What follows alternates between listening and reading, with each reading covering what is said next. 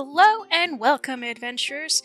Today, I'll be telling the story of one of my more hectic adventures in my time playing the homebrew campaign, Murder of Crows, that one of my friends ran a year or two ago.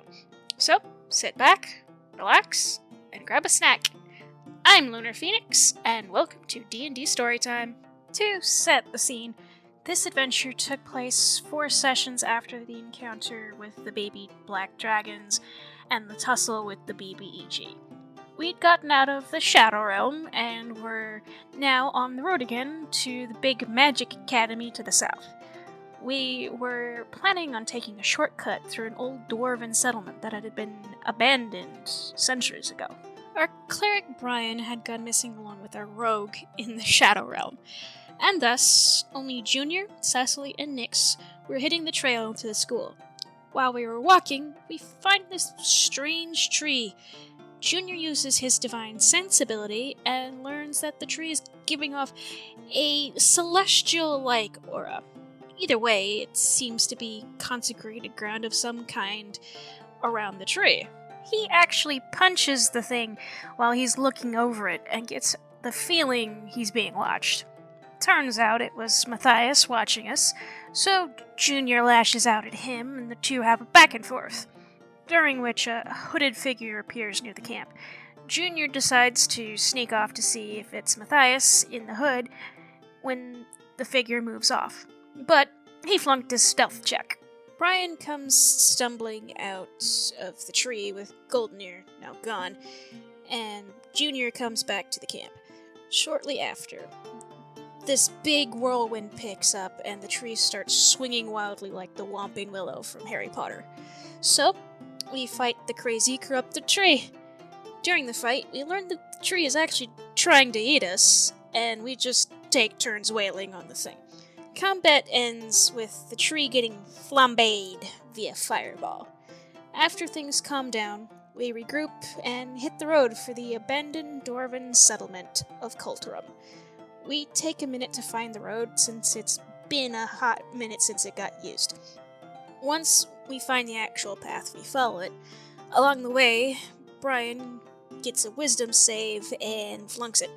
But nothing really big happened, so we just shrug it off and kept going. About 10 minutes later, it starts raining. We all try making survival checks, and I flunk badly. However, Nyx does pass her history check about the place we're going to and remembers the place was abandoned due to some curse centuries back. However, trying to find the entrance is a bit of a chore until Brian spots it. We make it to the front gates of Culturum and notice that the door is broken a bit, but the break is from the inside. While we're trying to make a plan, a strange orc shows up by the gates. Turns out, it's Junior's dad, who we believed was dead. We think he might be some kind of ghost or other form of undead. We work our way up to the door, and Junior squeezes in first, then Nyx. While Cecily and Brian are outside, more hooded figures turn up and start attacking us. Brian scores a good hit with a guiding bolt, while Nyx gets help from Junior to squeeze through the door. After Nyx gets unstuck, Cecily follows, and shortly after, Brian also yeets himself inside through the door.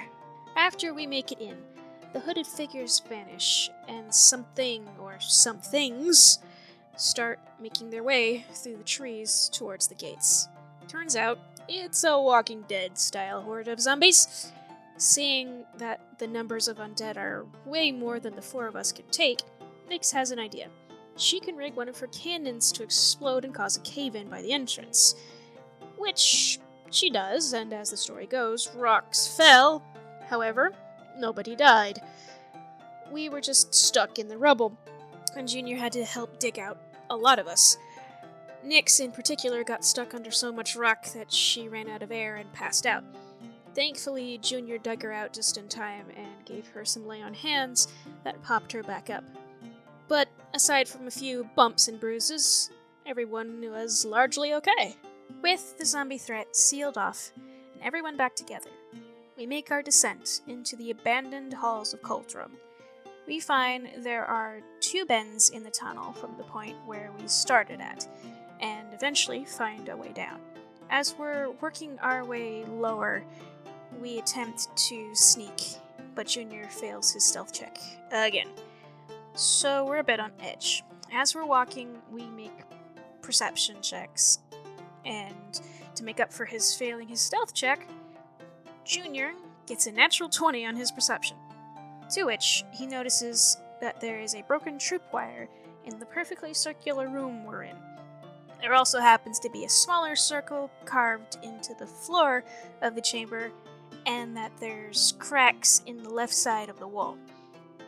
On the far side of the room is a stone dais, and the inner circle is made of bronze. After a moment or two, we notice Brian has gone missing, and there's no sign of him anywhere. We search around and find drag marks from Brian's boots, accompanied by the marks of a smaller pair of shoes. They appear to be almost child-sized, so we're hunting around for our missing cleric. However, that is where I'll end things for the time being. The takeaway from this story is, don't piss off ancient magical trees, and double check to ensure not to make an explosion so big that it causes a cave-in that could accidentally kill your party. I hope you enjoyed hearing one of my crazier stories that I've taken part in. If you did, leave a like and maybe subscribe. And if you want to hear the rest of the story, feel free to tell me in the comments below. As always, thanks for watching, and I'll see you next time!